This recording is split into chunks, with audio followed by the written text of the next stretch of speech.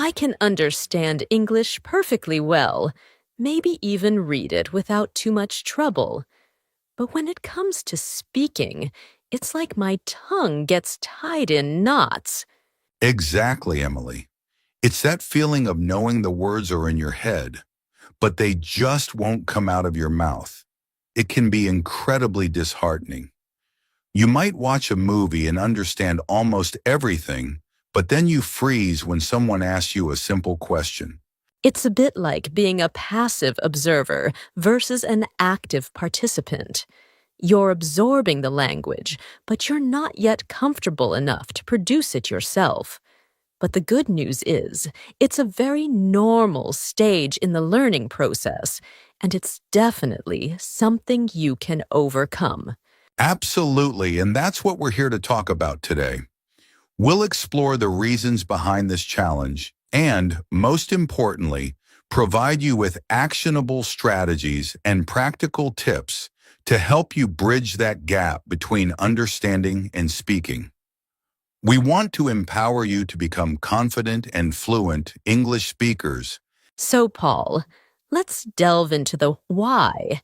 Why do so many learners experience this disconnect between comprehension and production? What are the underlying causes? Well, Emily, the first thing to recognize is that understanding and speaking are fundamentally different skills. Think of it this way. Understanding is a receptive skill. You're receiving information, processing it, and interpreting its meaning. It's like being a sponge absorbing the language around you. That's a great analogy, Paul. It's like when you're reading a book or listening to a podcast. Your brain is actively working to decode the words and sentences, but you're not required to generate any language yourself. Exactly. Speaking, on the other hand, is a productive skill.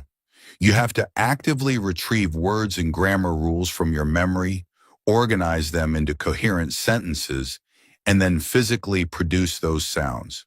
It's a much more active process. It's like the difference between recognizing a beautiful piece of music and actually playing it on an instrument. You might appreciate the melody and harmony, but playing it requires a whole different set of skills and coordination. Precisely. And in the early stages of learning, we often spend significantly more time on those receptive skills, listening and reading. Classroom settings, for example, tend to focus heavily on grammar and vocabulary, which are crucial, but they don't always provide sufficient opportunities for speaking practice. That's so true. You might spend hours studying verb conjugations and memorizing word lists, but if you don't actually practice using those words in spoken sentences, you're not developing the necessary muscle memory for speaking. Another major factor is the fear of making mistakes. It's a very common psychological barrier. Many learners, especially beginners, are terrified of sounding silly, getting the grammar wrong, or being misunderstood. This fear can lead to paralysis, where they simply avoid speaking altogether. It's understandable. We all want to make a good impression. But with language learning, you have to embrace the fact that mistakes are inevitable. They're not failures. They're valuable learning opportunities. Absolutely, and often it's also a matter of confidence. You might actually know more English than you think, but you lack the self-assurance to use it. You're hesitant to put yourself out there, to take that leap of faith and start speaking. It's like standing on the edge of a pool, knowing you can swim, but being afraid to jump in. You have to take that plunge to truly develop your skills. Okay, so let's get down to brass tacks. What practical steps can beginners take to overcome this "I understand, but I can't speak" hurdle? Let's equip them with some actionable strategies. First and foremost, start incredibly small. Don't put pressure on yourself to have long, flowing conversations right away. Begin with the absolute basics, simple phrases, greetings, and introductions. Hello, how are you? What's your name? Nice to meet you. Master these building blocks first. That's excellent advice. It's about building a solid foundation. And hand in hand with that, practice consistently. Even if it's just for 10-15 minutes each day, consistency trumps intensity. Short, regular bursts of practice are far more effective than sporadic marathon study sessions. Exactly. It's like going to the gym. You wouldn't expect to lift heavy weights on your first day. You start with lighter weights and gradually increase the intensity as you get stronger. Language learning is the same. And find opportunities to speak wherever you can. If you have access to a language partner, whether online or in person, that's fantastic. But if not, don't despair. Talk to yourself. It might sound silly, but it's incredibly effective. Absolutely. Describe what you're doing throughout the day. I'm making coffee. I'm reading a book.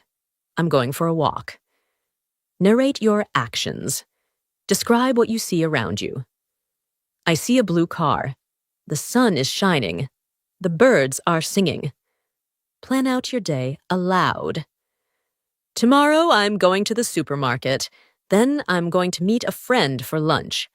And this is crucial. Don't be afraid to make mistakes. I cannot emphasize this enough. Everyone, and I mean everyone, makes mistakes when learning a language. It's an unavoidable part of the process. In fact, mistakes are incredibly valuable because they highlight areas where you need to improve. Think of mistakes as feedback. They're telling you, hey, this is something you need to work on. Instead of getting discouraged, embrace them, learn from them, and move on. And shift your focus from perfection to communication. Your primary goal, especially as a beginner, is not to speak like a native speaker. It's to be understood. Can you convey your message effectively? Can you get your point across? That's what matters most. Don't get bogged down in trying to use perfect grammar or complex vocabulary. Simple, clear communication is key. Use the words you know, even if they're basic. And on that note, use simple vocabulary. You don't need to try to impress anyone with big, fancy words. In fact, often, simple words are the most effective and the easiest to remember and use. And listen actively. Pay close attention to how native speakers pronounce words and phrases. Notice their intonation, their rhythm, their pauses. Try to mimic them. This will help you sound more natural and improve your pronunciation. This is where immersion comes into play. Immerse yourself in the English language as much as you possibly can, even if you're not living in an English-speaking country. Watch English movies and TV shows. Start with subtitles if you need to, but gradually try to wean yourself off them. Listen to English music and podcasts. Read English books and articles. The more you surround yourself with the language, the more comfortable you'll become with it. And perhaps most importantly, be patient. Learning to speak a language is a marathon, not a sprint. It takes time, effort, and dedication. Don't get discouraged if you don't see results overnight. Celebrate your small victories and keep moving forward. Let's get even more specific. Let's provide some concrete examples of how beginners can actively practice their speaking skills. Okay, how about role playing? This is a fantastic way to simulate real-life conversations. Imagine yourself in different scenarios and practice what you would say. Excellent idea. For example, imagine you're ordering food at a restaurant. Practice phrases like, I'd like to order a pizza. Can I have a salad, please? How much does that cost? Or imagine you're checking into a hotel. Practice phrases like, I have a reservation under the name of Smith. Can I see my room, please? What time is breakfast served in the morning? Or imagine you're meeting someone for the first time. Practice introductions, asking simple questions, and making small talk. Hello, my name is Emily. It's nice to meet you. Where are you from? What do you do? Another great exercise is describing pictures. Find a simple picture in a magazine or online and describe what you see. Focus on using basic vocabulary and simple sentence structures. I see a dog. The dog is brown. The dog is playing in the park. The sun is shining. Or storytelling. Tell a very short and simple story. It could be something that happened to you that day, or it could be a made-up story. Keep it brief and use simple language. Yesterday, I went to the beach. I swam in the sea. I ate ice cream. It was a good day. And answering simple questions is incredibly helpful. Practice answering common questions about yourself, your hobbies, your family, your job, etc. What's your favorite color? My favorite color is blue. What do you like to do in your free time? I like to read books and listen to music. Where are you from? I'm from Brazil. And finally, shadowing. This is a powerful technique where you listen to someone speaking English, such as in a movie or a podcast, and you repeat what they say, trying to match their pronunciation, intonation, and rhythm. It's like being an echo. Shadowing helps you get a feel for the natural flow of English conversation, and it can significantly improve your fluency and pronunciation. Start with short phrases and gradually work your way up to longer sentences.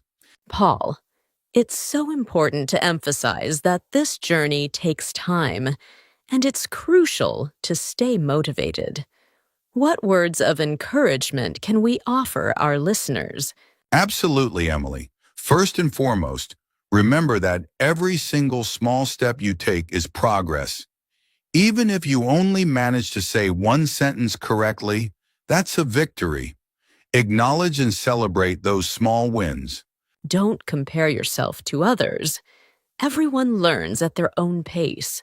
Focus on your own progress and celebrate how far you've come.